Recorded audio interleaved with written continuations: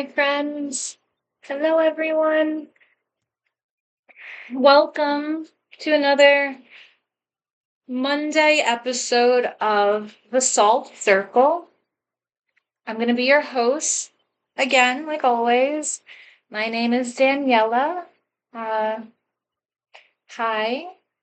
We gather here online every Monday and Wednesday to kind of seek support and seek validation, to share our own experiences, our triumphs, our failures, and just galvanize ourselves to know that we're able to handle and adapt to the dysfunction, the chaos, and the healing. The salt circle in a perfect world, the way I envision it. My hair is absolutely wild right now. Sorry, I'm very sweaty. But I envision the salt circle to be, a place of non-judgment, mutual support, a catalog of practical tools and resources, to have chat rooms and different kinds of I don't even know really. It's just kind of a project that I've been thinking about for a couple of years, and now we're doing it. So welcome. I'm so happy that you're here, and I'm so happy that I don't know, you're just doing it. It's really difficult, especially when you don't have a support system or you don't have people that really can relate to what you've experienced. It's really hard sometimes to, I think, heal or to go forth in a way where, you're not internally dragging yourself down or you're not repeating unhealthy patterns or survival techniques that are just no longer serving you. Speaking from my own experience, when I was really going through the thick of the bullshit, the fuckery, the absolute mayhem, I could have really used a resource like this. And I think that's where, the need for this, I think, stems from. It's because I want to make sure, or at least try that if I can help someone go through or navigate or just handle, their dysfunctional family, their shadow work, or, navigating death, dying, or bereavement, especially if you have a dysfunctional family or you're affected by someone else's drug use or gambling or hoarding, whatever the fuck the flavor of the fuckery is. If I can support someone who's going through that, I would like to, just because I think it would make what I went through mean something other than like, haha, you just fucking don't luck, who knows, chances, the lottery of the cosmos, like what, it's like, whatever. So again, welcome. I don't want to take up too much time today just because I spent, like I said, like a half hour fiddling around because of technical difficulties. So, if you've been waiting, I'm so sorry. If you stumbled here, hi. Either way, welcome to the Salt Circle. Today I really wanted to talk about, and I know last Monday, we were talking about the nervous system, and it was going to be like a 5-part thing about the nervous system and how trauma can really fuck it up and stay in there and continue to fuck things up. We will continue that. I've been thinking about this topic and it really is just gnawing at me. So ADHD, autism, and just overall hatred for scheduled, we're doing this topic, which is being no contact with the person, whoever the fuck they are, right? Is it your parent? Is it a sibling? Is it a best friend you've grown up with, who you see every day? Like whoever it is, even if it's someone who you're not necessarily no contact with, you're just kind of like, yeah, you had limited contact, but now you're really making sure that there is no contact, but there wasn't really that much to begin with, that still counts, I think. I think it's really important to protect your space and to preserve yourself, especially if you've grown up in situations of codependency or abuse, neglect or narcissism. You're not allowed to have needs. You can't have opinions. You can't take up too much space. Like, you better not say anything. So when it comes to advocating for yourself and sticking up for yourself, creating that boundary that you not only make sure other people don't cross, but you yourself are careful to not cross. So I went a little crazy this morning and I wrote this massive little, I wrote this blurb. Yeah, I'm going to read it to you because I think this pretty much really, it encapsulates what I'm experiencing like today.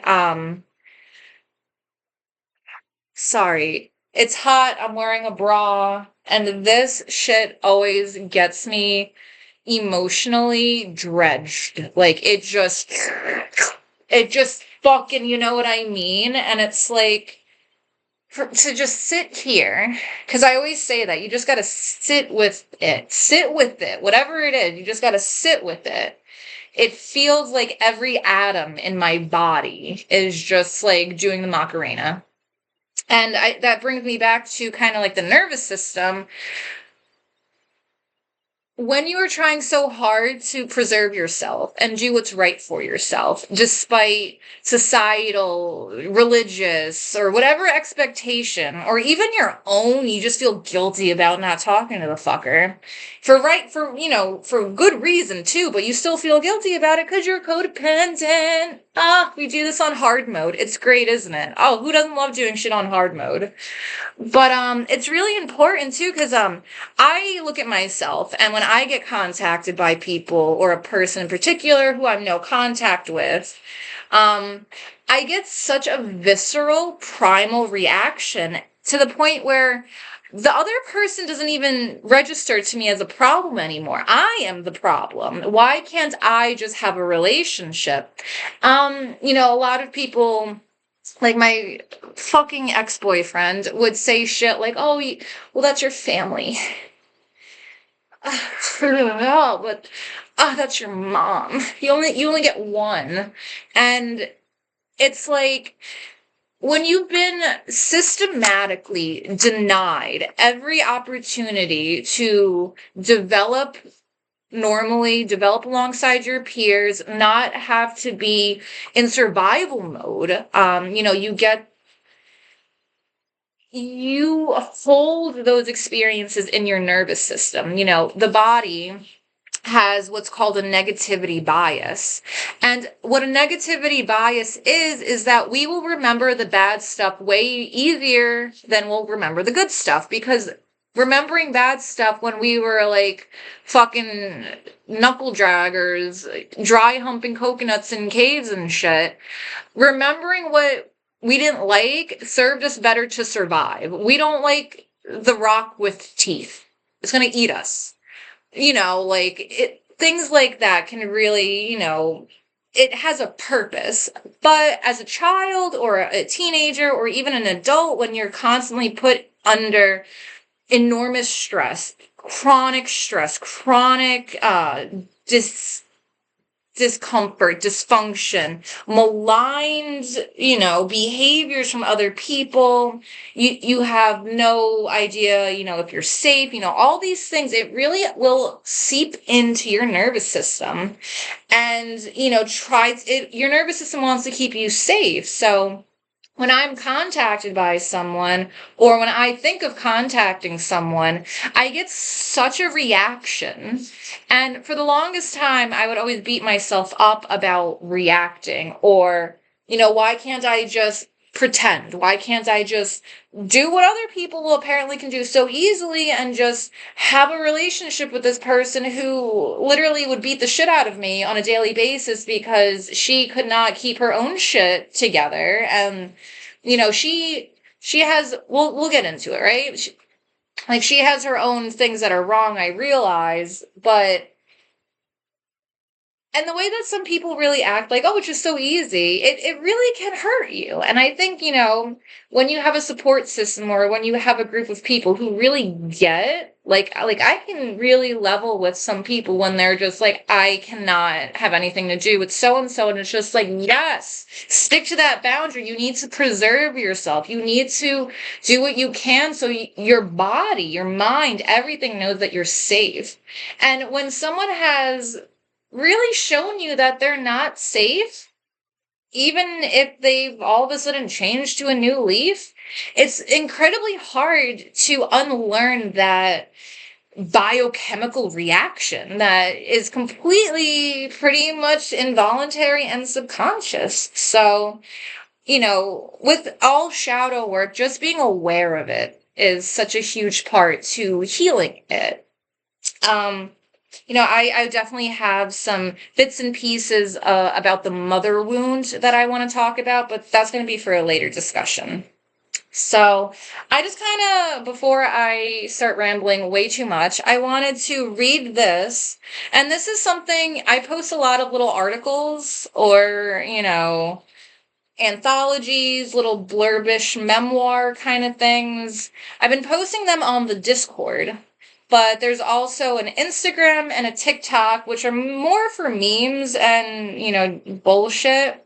But I'm going to try to integrate these writings everywhere. So, it's just places. But really quickly, I'm going to take a quick break. I need to just breathe. And I think you guys should too. Every start of videos, I like to light candles and really practice grounding myself and just fucking breathing. Like, that's all I really gotta worry about. And, I fuck it up sometimes. Like, I clench, I'm tight, I'm always uncomfortable. So I really try to practice, being barefoot, stepping on this fucking weird floor area, being...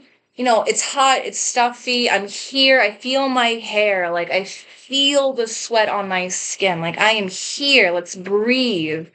Let's get out of dissociation state. Let's stop letting our mind daydream because it's safer or it's easier to dissociate when we have it in the guise of daydreaming. Whatever it is, we got to bring ourselves back. And we got to tell ourselves, it's safe. You're safe. It's safe. It's safe. You're safe. Just come back to me. Come back, homie. Just come here. Let's just chill for a minute and breathe. And I think that's why some people love smoking cigarettes, smoking weed. They sigh a lot because really just the act of getting oxygen, just breathing, is really therapeutic in so many ways, So I'm going to do some breathing exercises if you catch my drift. I would love if you did some breathing too, grounded yourself, looked at the candles. I'm going to put that music back on because I don't know. I need ambiance or I start to ruminate. Which is why I always need the TV on when I sleep, but that's a topic for another day, another time. So that's how they're growing so fast. They're hiring freelancers. Look what they're doing with AI experts. Breathe, right?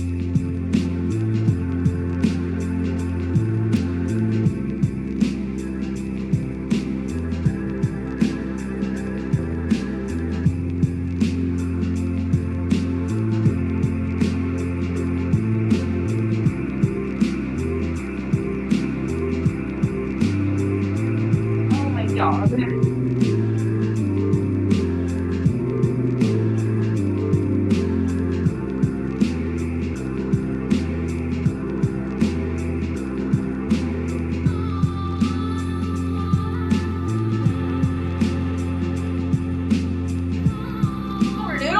Limpy.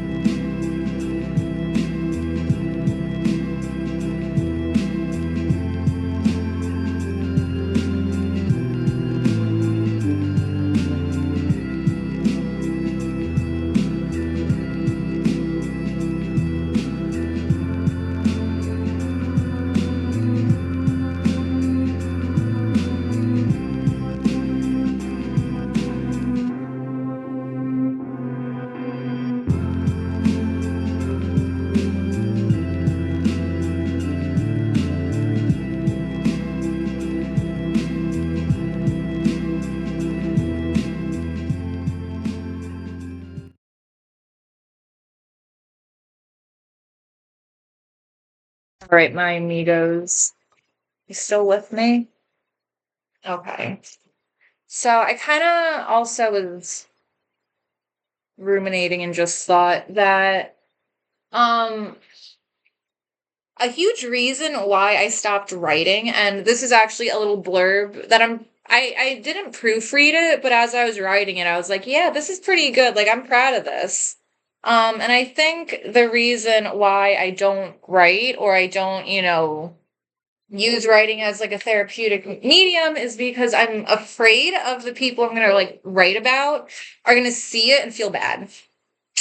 If that is not codependency, that it, like, I don't like, my dad is literally a drug addict under a bridge in the Bronx. Like, how the fuck? Like, really? Like, I annoy myself. So I'm really gonna try to write more and post more. Um, yeah.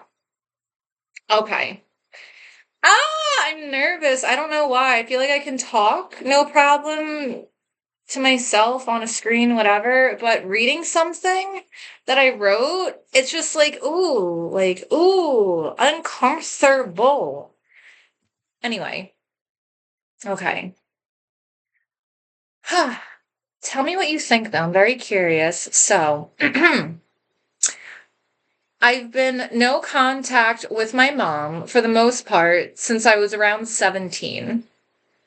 Emotionally, even earlier.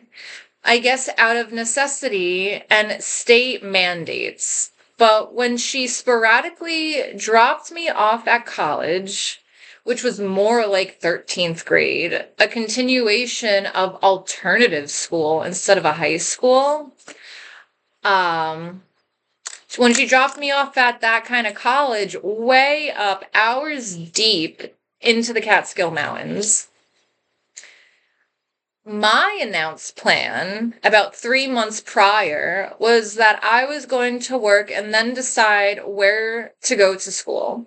My first option was to go to Suffolk University in Boston to study law, but my mother's very loud opposition to that, solely due to the assumption on her part, and without any interference from the stunned admissions advisor, that she would be stuck with the bills because she didn't trust that I wouldn't fuck her over.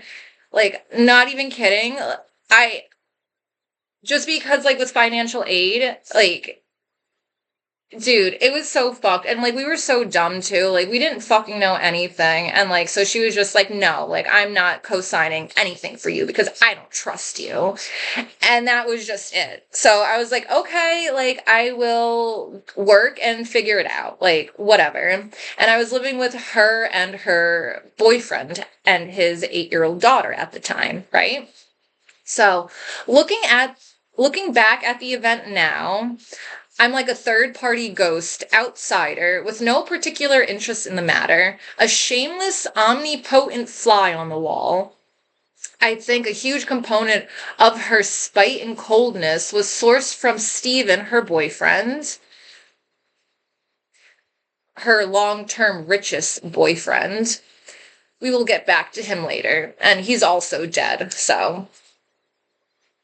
I think she wanted more to dump me out somewhere and have a new, neater life with this aesthetic man from Westchester, New York. She wanted the life he presented, but he didn't want me there. The same way I think that she didn't like his young daughter and didn't want her around. Dude, she was jealous of his 8-year-old daughter, and I know, crazy shit. We'll get into that another day. So the idea that I would potentially, right, need help to go to school, or that we, the advisor and me, would look at him as like a potential father figure, someone who would help me with school or fund school, especially because she wanted to get married so badly, and like I think she just didn't want the baggage of an emotionally disturbed 17-year-old, right? Which I get. Looking back now, totally get it. But I think she was also just very bitter at that point in her life. And maybe she really did think that negatively. Like, you know, maybe that was her honest fucking, that, you know, fuck, I'm so fucking hot. All right. I can't see shit. So one day in early August, she told me that I was starting college at Delhi and that she would be going to help me pack this instant, as if packing with me was going to somehow lessen the blow of "I don't want you to be here anymore" surprise. I didn't fight it though. I didn't want to be there in Steven's house either. The drive up the mountains, she let me listen on the radio to whatever music I wanted. I think this was also like a parting gift. She took it as a "look, I'm so nice" of a mother piece of evidence that she threw my way. Maybe in her head, she really did mean it that way or think that it meant anything like that. People are only able to meet themselves as People are only able to meet you as deeply as they've been able to meet themselves. People are also piloted by their ability to perceive and understand and adapt to information and their environment. Maybe she was so delusional that I couldn't even fault her for it anymore. I just had to practice radical acceptance and allow myself the insanity of feeling excited for the unknown.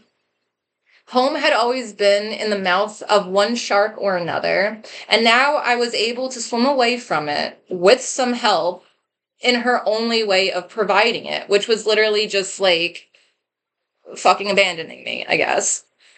So, and like, she signed me up to go to that school, SUNY Delhi. She just like signed me up.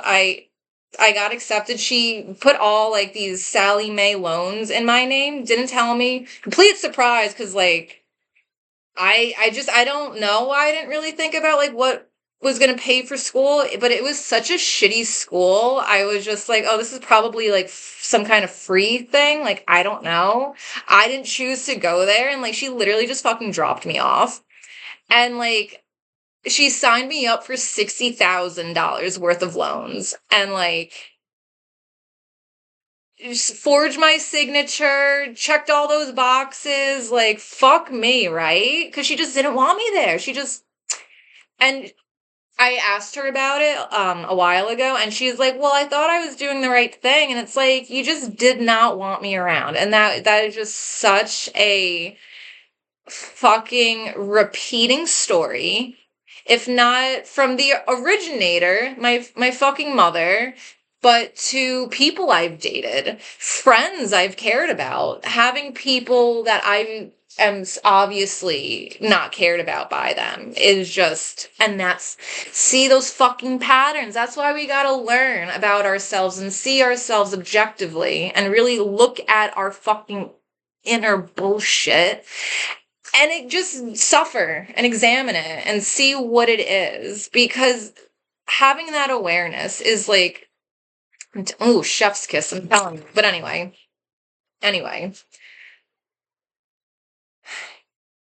after she dropped me off and she found a student volunteer to help me move in, she left.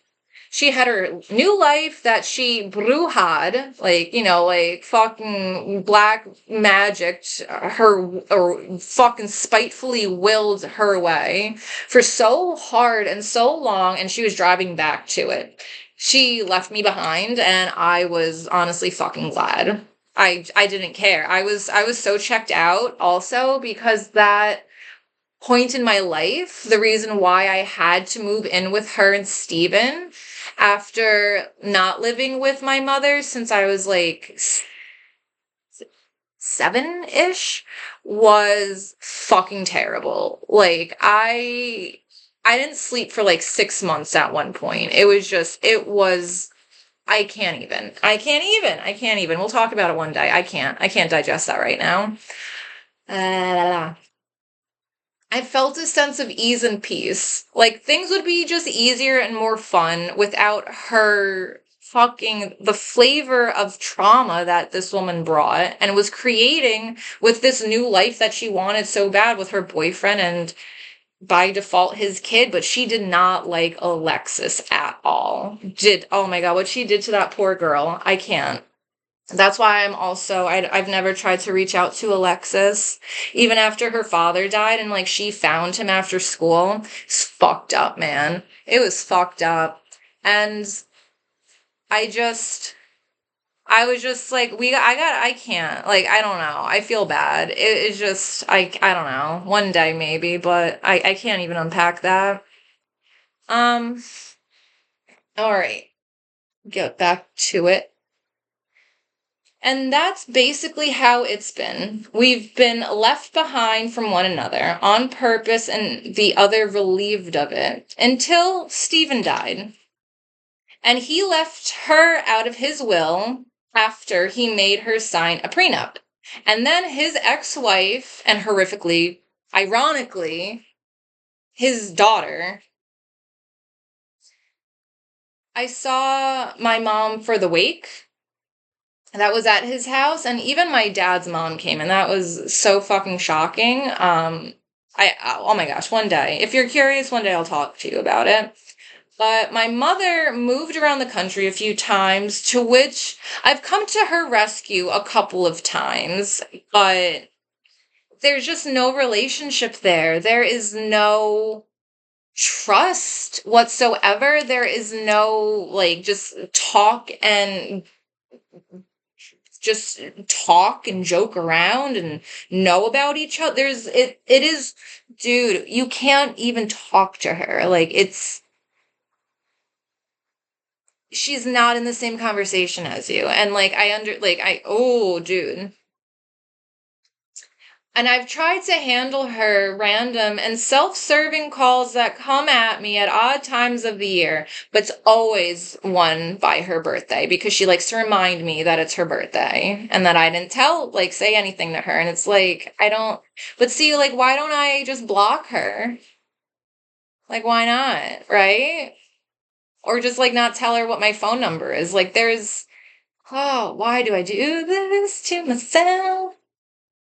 The embittered, hateful, dismal void of a person who walked with such unending suspicion and malice was turning into rotted slime, melting into a sad puddle, a version of herself I rarely saw when we lived together when I was a kid, when she was so overtaken with sadness or despair that you could hear her heart breaking alongside the cognitive dissonance of whatever she thought.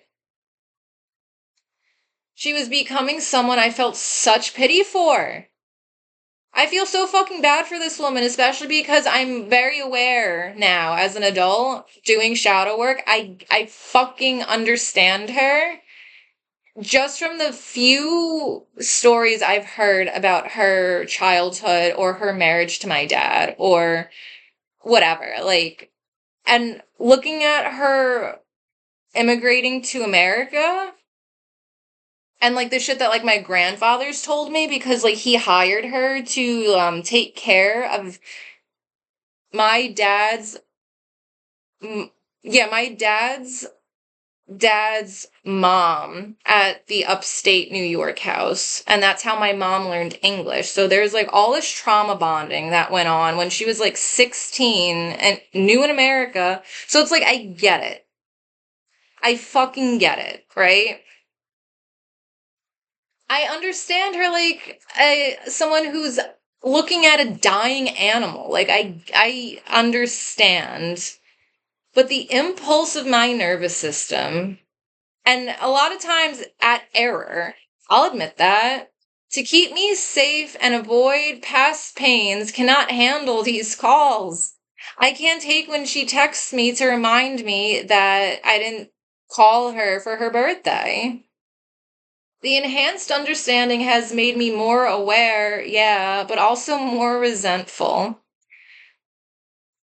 I've tried so hard for a really long time to learn how to protect myself, and for her to flip-flop into a pile of sobbing, sad shit enrages me.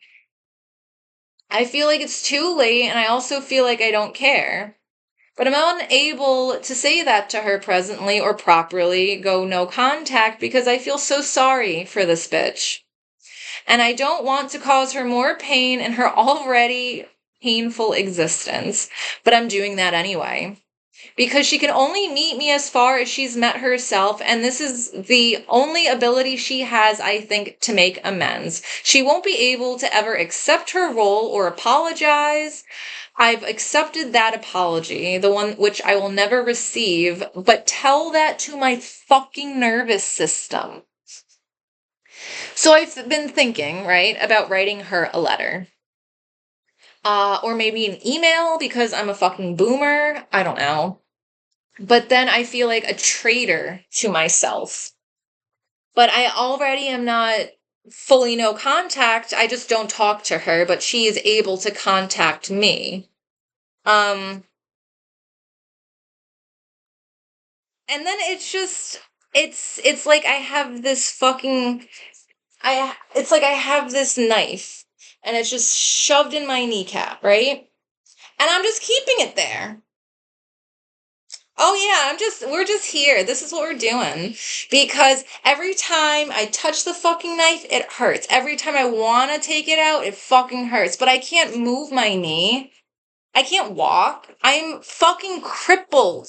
I'm crippling myself by not attending to this fucking thing that is in my patella. And like the only thing to do is just to fucking rip it out, right? Shit. I didn't mean to throw it that hard. But the only thing to do is just fucking take that dagger out so you can start healing completely and without any debris in there. Is it because I want a relationship with her? Is it because I'm not thoroughly hurt enough? Is that part of my codependency that maybe I'm just not realizing? Is like, I do feel responsible. I'll tell you that right now. I feel like if no one else, if not me, who? Who then? No one. And I feel like, I'll stop for animals that I see hit on the side of the road and I'll be late to work, fire me. I don't care. I'm helping. But I can't even respond to a text message at least. Ooh. I don't know. It makes me feel very uneasy. I was telling my aunt, my dad's sister, actually, I told her once that, and trust me, I know how this sounds, but I'm just going to tell you what I told her. I told her, like, oh, like my mom contacted me once and I asked for like, some closure, and she basically told me to like just get over my bullshit and this is why she doesn't talk to me. And I was like, all right, like, but still, I don't learn. I don't fucking learn. That's why that's why I still have her fucking number in my phone, right? Um, I told Aunt Donna, because she was like, why don't you just fucking block her? Like, why do you even look at that? And I was like, because I'm pretty positive my mom is going to probably kill herself, right? I'm pretty sure that's how she's going to die. And when she chooses to kill herself and the police fucking find her remains and they see her phone or whatever, be like they'll see that I'm her daughter or something, right? So then they'll call me from her phone when they find her dead in her apartment to let me know, because how else would I know? I know. I know. Aunt Donna looked at me the same way. Aunt Donna was just like trying to be nice. She's like, honey. But that honey sounded more like a bitch the fuck. You gotta be kidding me. Like, and I get it. And I got a message after that. The last time I spoke to my mother was in that airport when I was waiting for my plane. And she was just like, yeah, like, you want to just be angry about everything. Like, I got over shit. You should get over shit. This is why I don't talk to you. And I was just like, okay, never talk to me again. Like, I'm looking for closure, and I want to talk about closure on another episode because I feel like closure is such a scam. It's such a false, augmented reality that does not exist, and I hate it. Closure is fool's gold, you know? But, and then haven't heard from her at all. And then it was her birthday, and admitted, I did forget because I want to forget. Why am I going to celebrate your birthday? You don't celebrate my birthday? We don't have that relationship at all. Like, we don't fucks with each other except when she wants attention. Then yeah, I get calls out the ass. I get text messages. I get her mania, her fucking, it's like narcissism, but like in a way that she acts literally like and it's like, I get it, like, you had it rough, Maria, I get it, but like, you don't have the worst life in existence. Like, you gotta like get out of this paranoia pity party.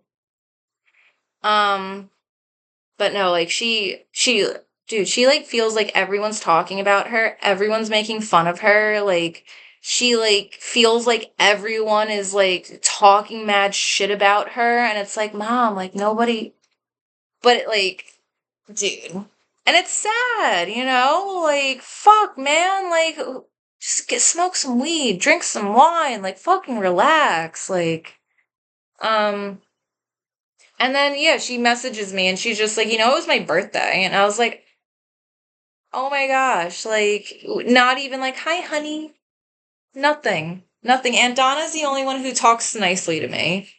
And for a while, and I understand it. Aunt Donna, she was no contact with her parents, her brother, and by default me, because I lived in that house, So when she reconnected, and it was like having a fucking loving female for the first time in my life who like validated me and listened to me and was just spoke so sweetly to me.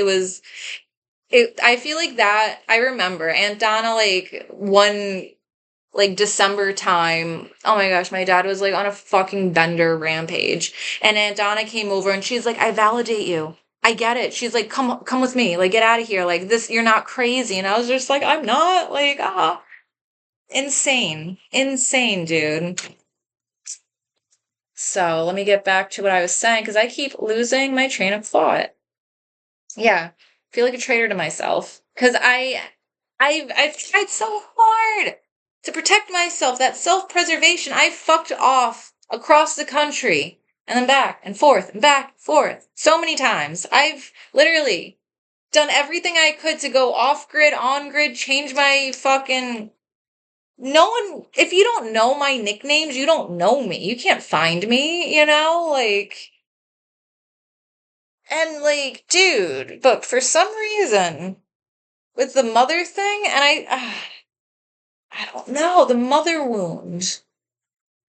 Fucking mother wound.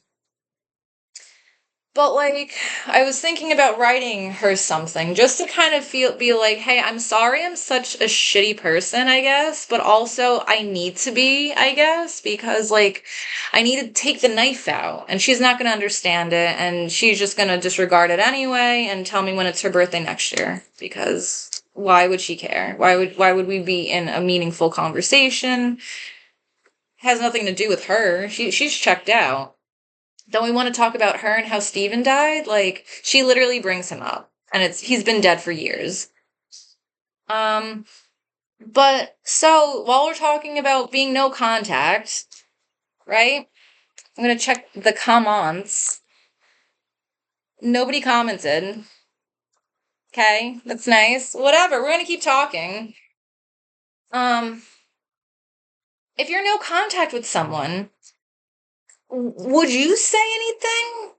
Like, and if so, if you are no contact with someone and you had like one piece of paper that you can send to them, what would you put on it? It would be like a one-time thing, something that would be sent out with, and it would have no return address. So it again, because I hate fucking the concept of closure, I really just, it's just for you. This is just work for you to get it out and to just make that known, especially if you're recovering from codependency or you're struggling on having boundaries. It's important just to say what you're feeling and experiencing. Like your feelings might change. You might experience other things. Maybe you're fucking manic as fuck and like you're just blowing shit out of proportion. Who knows? Who cares? That's what you're going through. So you should be able to, under any circumstance, relay those feelings and experiences without judgment and without shame. And I think if you had a way to just get it all out, what would you get out? Especially to the person who is a dead end or is unreachable, or you don't even care what the fuck they have to say about it. So where was I? I'm reading my ish. Yeah, there's no need for closure or clarification. I do not need my mother to validate what had happened or why she acted or didn't act in a certain way. It doesn't matter. And I feel that I want to apologize almost, to say that I understand her more tenderly now in ways that make me wish I could help her. That's my codependency, like I've said. Or that I wasn't a product of the chaos and dysfunction or was not stained by it. But I am. And as such, I am not that human. I am not that human to be able to have a relationship with her. I'm not that human to just get over it. I'm not able, and for that, because I know it hurts and it sucks to hear and it's not fair in a lot of ways, but I want a relationship with her. But deep down inside, I know that she is not capable of having the relationship I need, and I am not capable of being the person she might need. I need a relationship that is normal, one that is rational, one where she's not paranoid, one where we can have fun and talk and confide in one another and have our own lives that are full and with much meaning and interactions with others. I want a lot for her, including a loving relationship with someone, like a daughter who can have a relationship like that. But I can't be that for her. Or maybe I could if I again sacrifice my vows of self-preservation. See, then we get back to the oscillations of woe and shame in my head, back and forth to such extremes that it so compounds how difficult it is for me even to have this open dialogue with her, even though it's confined to a page and not a person. I don't think I could keep my emotions in check, and I don't think she could listen. Is it then better to not say anything or do anything? Is it better to just sit with it alone and myself and at least be resolved in the choice that I've made? And then I saw this really cute quote. I don't know who it's by, but this is not by me. When we die and are reincarnated, don't be my mother again. Live happily in your next fucking life. Maybe addiction would mend our relationship, as nothing else has, and awareness has me hateful. Maybe I need to blind myself. By blinding yourself, you are handicapping yourself. You are keeping the knife in the knee. And I feel like that's just part of my codependency recovery and my inner child healing journey, and just my getting to know myself on like a deeper level to really kind of unlearn the toxic shit, because I see it. I see these patterns that repeat, or I see ways that I'm responsible for my own suffering. And, I think it's important too, maybe as we wrap things up, to say that shadow work and self-sorcery, introspection and all that shit, just because you're doing it once does not mean it's going to be resolved. Honestly, you're probably going to be awake all night, paralyzed by your own fucking thoughts because you're thinking about it. Your brain is primed. You're going to start making connections and you're going to start understanding certain things in new ways. It's going to open up a lot of different avenues of curiosity and also, different emotions, like maybe things that are kind of sad or things that make you angry or things that just fucking confuse you or make you feel like, hey, I need to take action. But, it's definitely a process. It's definitely work, You're not going to go into one session of, meeting yourself and just, that's done. No. No, I wish. I'm sorry, my friend. I will not lie to you.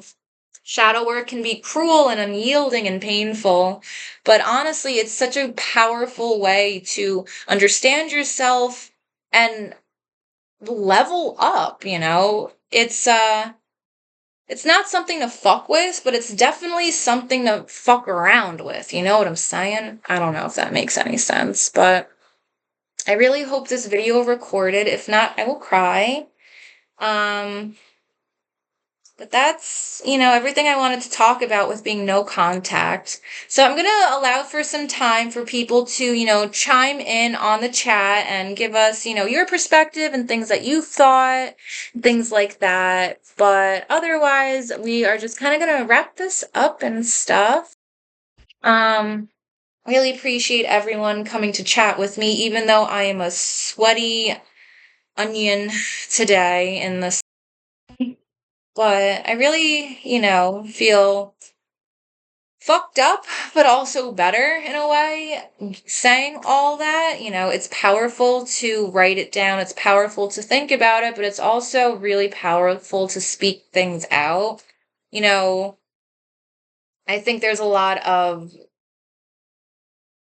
you know, spell work that can be done with either writing or speaking. So, that's also why it's important to be mindful that we speak to ourselves in kind ways. And we're really mindful of the things we scream and, shout when we're upset or angry. Like and I think too, when you think about it, I'm going to cast a spell on you. You're spelling when you're writing, when you're learning, spelling bees, you're spelling book, the spelling, it's important how you write and the intention and the fluidity and like you could really make it into something, pretty powerful, I believe. Same thing with our words and our voices. That's why I feel like, our words as people, our word, to keep our word is such a powerful thing, to sign our name, to seal it with a kiss. Like it's, you curse someone. Don't curse words. It's fun to think about. I'll just leave it at that. I don't see that anyone's commented. Totally okay. I won't take it personal. Definitely will hope to see you guys for the next episode. We will be what's today? Today's Monday. Mondays are shadow work and self-sorcery, and Wednesdays are death, dying, and bereavement discussions. So if you are going through, any of those kinds of themes, definitely subscribe, comment, check out our other links, and come hang out with me again. I really appreciate all the support and all the feedback that I get, and I definitely, I'm looking forward for yours. Please don't be shy. This is a safe place where we can really gather and galvanize, share our stories, and, heal. So I wanted to thank yous. I wanted to say have a good night. Okay, my friends, I need to take a shower. I'm so hot.